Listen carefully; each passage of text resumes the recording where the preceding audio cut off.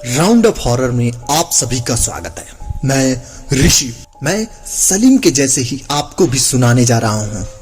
कभी ना कभी किसी न किसी से आपको भी प्यार हुआ होगा, मुझे भी हुआ था, लेकिन इंसानों से नहीं बल्कि एक जिन्नात लड़की से। आपको जानकर हैरानी होगी कि एक इंसान जिन्नात लड़की से कैसे प्यार कर सकता है।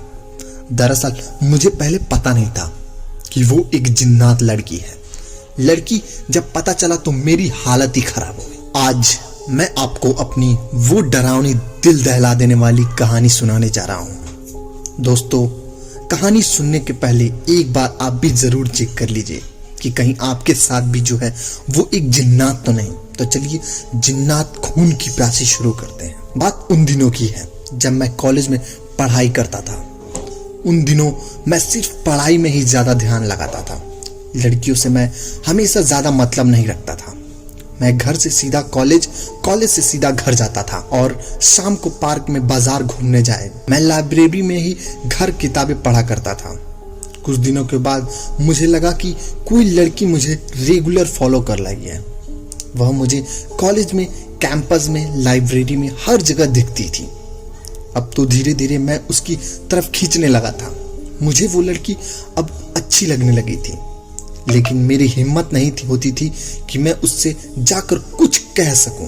एक दिन मैं पहली बार अपनी क्लास छोड़ करके कॉलेज के कैंपस में बैठा हुआ था, वो भी सुदूर एक कोने में जहां पूरा सन्नाटा था और वहां कोई आता जाता नहीं था।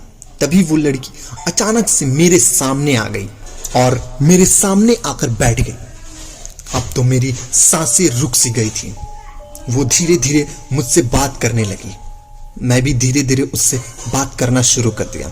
फिर ये सिलसिला लगातार चलता रहा। वह मुझे कभी भी, कहीं भी, किसी भी जगह मिल जाती थी और मुझसे ढेरों बातें करती थी। लेकिन कभी कभी मैं उससे उठता तो कहता कि यहाँ से चली जाओ, लेकिन वो गुस्साने लगती और जाती नहीं। ऐसे ही चलते चलते बड़ा वक्त बीत गया। अब मैं सोचा कि मैं उससे अपने दिल की बात कह दूंगा। बस अब मुझे अच्छे मौके की तलाश थी। फिर वो लड़की मुझे वहां से एक सुनसान इलाके में लेकर चली गई। मुझे कुछ अजीब सा लग रहा था और मन में ख्याल भी बड़े अजीबोगरीब और डरावने आ रहे थे। तभी एक बरगद के पेड़ के पास एक वीराने में जाकर हम रुक गए और वो बोली, ये मेरा घर है, अब तुम भी मेरे साथ यहीं रहोगे। मुझे तो पहले यह एक भद्दा मजाक लगा, लेकिन जब मैंने उससे पूछा कि हम इस पेड़ पर क्या करेंगे तो वो गुस्साने लगी और वो गुस्साते गुस्साते धीरे धीरे वो अपनी असली रूप में आने लगी। और जब मैंने उसके असली रूप को देखा तो मेरी हालत हद से ज्यादा खराब हो चुकी थी, क्योंकि वो लड़की एक जिन्नात थी। अब तो मुझे अपनी किस्मत पर भी रोना आ रहा था। मैं चिल्लाना चाह रहा था, लेकिन मेरे मुंह से कोई आवाज नहीं निकल रही थी। मैं भागना चाहता था, लेकिन चाह कर भी मेरे कदम उस जगह से हिल नहीं पा रहे थे। मैं हाथों को भी हिलाना चाह रहा था, लेकिन चाह कर भी मेरे हाथ नहीं हिल रहे थे। शायद मैं पूरी तरह से उसके कब्जे में आ चुका था। सारी कोशिशें बर्बाद होती जा रही थी और उसके बाद मेरे ऐसे चेहरे को देखकर उसे थोड़ी मेरे ऊपर दया की। वह जिन्नात लड़की अब अपने पूरे रूप में आ चुकी थी, बेहद ही डरावनी दिख रही थी और उसने मुझसे कहा, तुम मुझे अच्छे लगते हो और अब तुम कहीं नहीं जा सकते।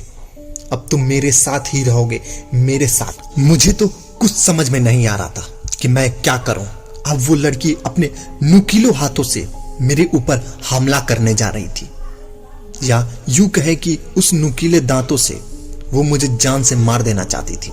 लेकिन तभी वो रुक गई और उसने मुझसे कहा कि क्या तुम मुझे कुछ कहना चाहते हो? तो मैंने केवल हाथ जोड़कर इतना कहा, मुझे माफ कर दो, मैंने तुम्हारा क्या बिगाड़ा, मुझे छोड़ दो। लेकिन वो हंस रही थी और कुछ नहीं बोल रही थी। उसके बाद मैंने देखा दूर से मजार के एक पीर बाबा आ रहे थे और वो लड़की मुझे वहां से एक खड़ार में लेकर चली गई और वहां मुझे तड़पाने लगी। मेरा सर बार बार इधर उधर दीवारों में लड़ रहा था।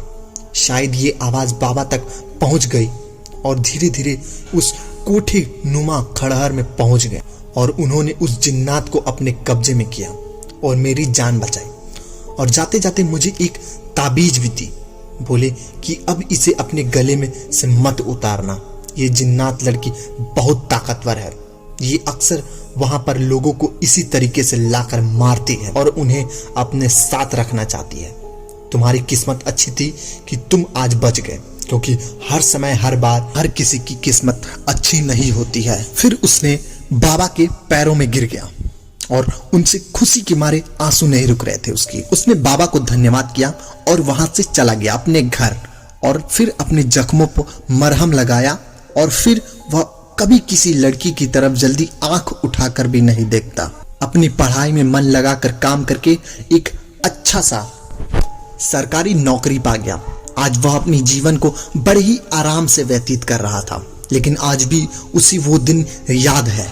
तो चलिए मिलते हैं एक और डरावनी सच्ची घटना पे आधारित कहानी के साथ। तब तक के लिए धन्यवाद। अगर वीडियो अच्छी लगी हो तो वीडियो को लाइक करिए और चैनल को सब्सक्राइब करिए, ताकि हमारी आने वाली वीडियो सबसे पहले आप तक पहुंचे।